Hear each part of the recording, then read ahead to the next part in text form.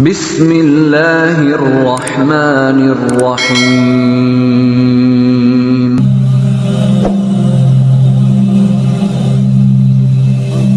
A'udzubillahi minasyaitonirrajim. Bismillahirrahmanirrahim. Assalamualaikum warahmatullahi wabarakatuh. Alhamdulillah, wassalatu wassalamu ala syahidina Rasulillah wa ala alihi wa sahbihi wa mawala, la haula wala quwata illa billah. Bersyukur kita kepada Allah dengan kita mengucapkan Alhamdulillah. Segala puji bagi Allah yang telah memberikan kita banyak kenikmatan. Di antaranya nikmat yang utama yaitu nikmat iman, nikmat Islam, nikmat sehat, dan tentunya yang tidak kalah pentingnya yaitu nikmat kesempatan dan waktu luang sehingga kita masih dapat dipertemukan kembali di channel Cahaya Al-Qud ini yang insya Allah selalu membahas hal-hal yang bermanfaat dari dunia sampai akhirat. Salawat dan salam teruslah kita limpah curahkan kepada junjungan kita Nabi besar Muhammad Sallallahu Alaihi Wasallam dengan kita mengucapkan Allahumma sholli ala syedina Muhammad wa ala ali syedina Muhammad. Insya Allah dengan kita senantiasa bersolawat kepada Rasulullah, kita akan mendapat syafaatnya dan pertolongannya baik di dunia dan kelak di akhirat. Amin ya rabbal alamin. Saudara-saudariku para pemirsa channel Cahaya Al-Qud yang dimuliakan Allah, saya doakan insya Allah anda semua selalu dalam keadaan sehat walafiat, selalu dalam keberkahan, selalu dalam limpahan rezeki yang berkepanjangan, selalu dalam lindungan Allah Subhanahu wa Ta'ala, dan selalu dalam kemuliaan, kejayaan baik di dunia dan kelak di akhirat. Amin ya rabbal alamin. Dan juga yang mungkin ada di antara saudara-saudariku yang sedang menghadapi suatu masalah, saya doakan insya Allah semua masalah-masalah yang anda hadapi akan segera diangkat oleh Allah Subhanahu wa Ta'ala, diberikan jalan keluar yang terbaik dari Allah Subhanahu wa Ta'ala, dan diselesaikan oleh Allah Subhanahu wa Ta'ala. Amin amin ya rabbal alamin. Saudara-saudariku para pemirsa channel Cahaya Al-Qud yang dimuliakan, yang dirahmati dan tentunya dicintai Allah Subhanahu wa Ta'ala. Pada perjumpaan kita kali ini, kita akan membahas mengenai penyebab terhalangnya seseorang melakukan sholat tahajud. Astaghfirullahalazim. Saudara-saudariku, berapa kali dalam seminggu kita melaksanakan qiyamul lail atau sholat tahajud? Tentu masing-masing yang tahu jawabannya adalah diri kita sendiri. Salah satu penyebab terbesar dikabulkannya doa adalah sholat di malam hari, yaitu sholat tahajud. Amr ibnu Anbasah as-Sulami berkata, aku bertanya kepada Rasulullah, kapankah di malam hari permohonan doa seseorang lebih mungkin dikabulkan? Lalu beliau menjawab, di sepertiga malam.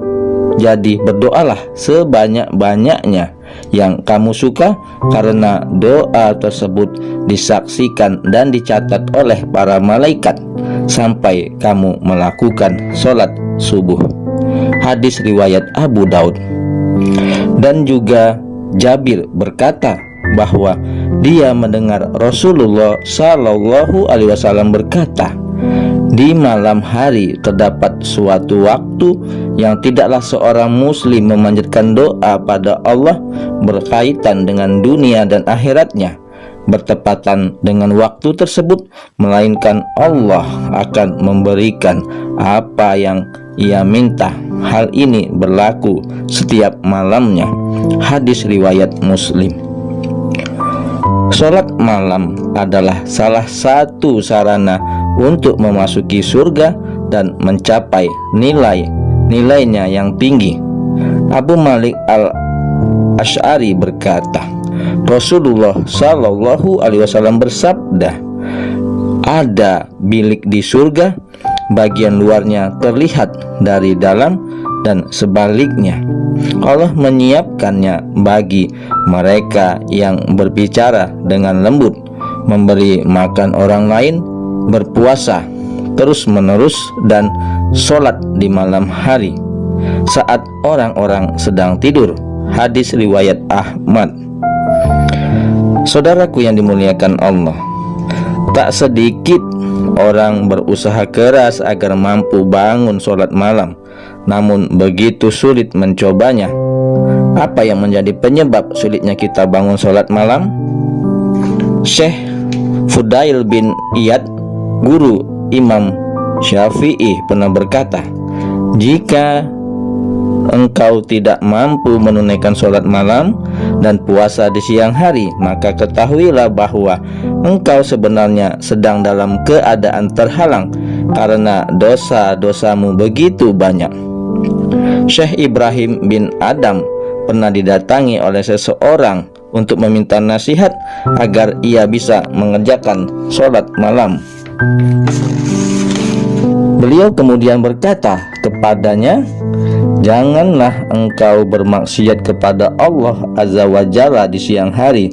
Niscaya Allah akan membangunkanmu untuk bermunajat di hadapan Allah di malam hari. Sebab munajatmu di hadapan Allah di malam hari merupakan kemuliaan yang paling besar, sedangkan orang yang bermaksiat tidak berhak mendapatkan kemuliaan itu. Seseorang datang kepada Imam Ghazali untuk menanyakan kepada beliau mengenai sesuatu yang menyebabkannya tidak bisa bangun malam untuk mengerjakan sholat tahajud. Lalu beliau menjawab, dosa-dosamu telah membelenggumu.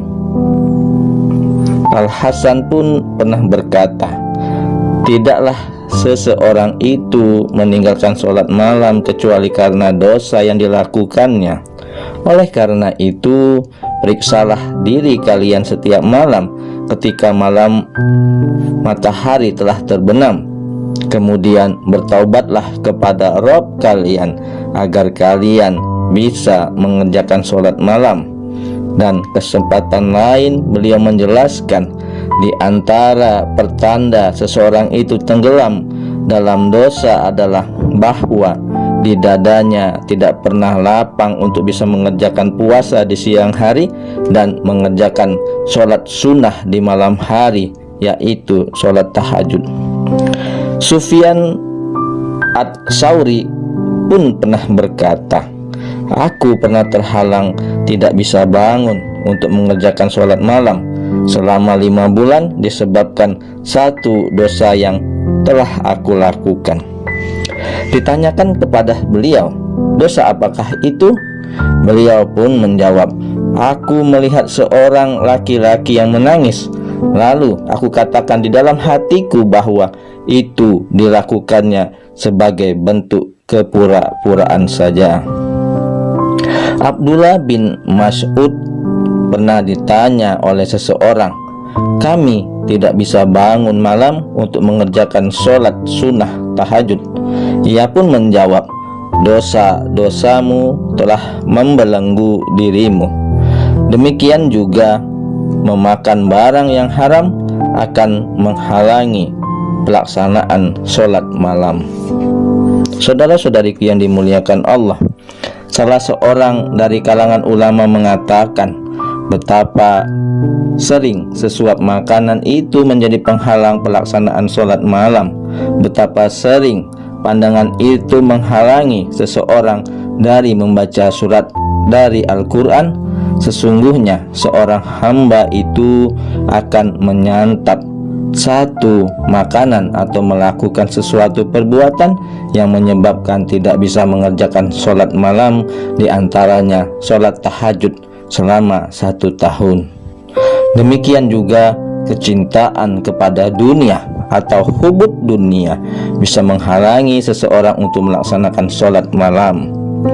Abu Talib Al-Maki berkata, yang bisa menghalangi hamba dari melakukan sholat malam atau yang menjadikannya lalai dalam waktu sekian lama ada 3 hal, yaitu menyantap makanan yang syubhat, terus-menerus melakukan perbuatan dosa, dan dominisasi pikiran keduniaan terhadap hati.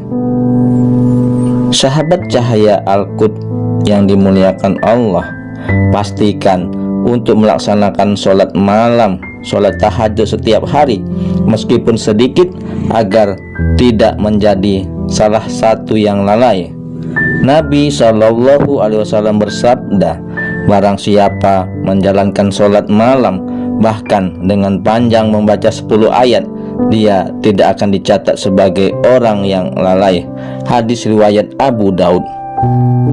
Saudara-saudariku yang dimuliakan Allah, kita bisa menyimpulkan bahwa yang bisa membantu seseorang agar bisa mengerjakan sholat malam itu adalah memakan makanan yang halal, istiqomah di dalam bertaubat, menjauhi makanan yang haram dan syubhat, menjauhi dosa dan maksiat, serta menolak dominasi pikiran keduniaan dan kecintaan kepada dunia di dalam hati dengan cara selalu ingat mati dan memikirkan akhirat atau apa saja yang akan ditemui sesudah mati. Nah, saudara-saudariku yang dimuliakan, yang dirahmati dan tentunya dicintai oleh Allah Subhanahu wa Ta'ala, setelah kita mengetahui penyebab kita tidak bisa bangun malam untuk melaksanakan sholat malam ataupun sholat tahajud, disebabkan oleh dosa-dosa kita yang membelenggu diri kita. Mudah-mudahan hal ini dapat menjadi manfaat, dapat menambah ilmu pengetahuan bagi kita. Adapun yang benarnya datangnya dari Allah, yang salah adalah kesilafan dari diri saya pribadi kepada Allah Subhanahu wa Ta'ala. Saya mohon ampun. Subhanakallahumma wa bihamdika asyhadu alla ilaha illa anta astaghfiruka wa atubu ilaih. Wallahul muwafiq ila aqwamit thoriq. Sampai jumpa di video-video berikutnya yang insya Allah selalu membahas hal-hal yang bermanfaat dari dunia sampai akhirat.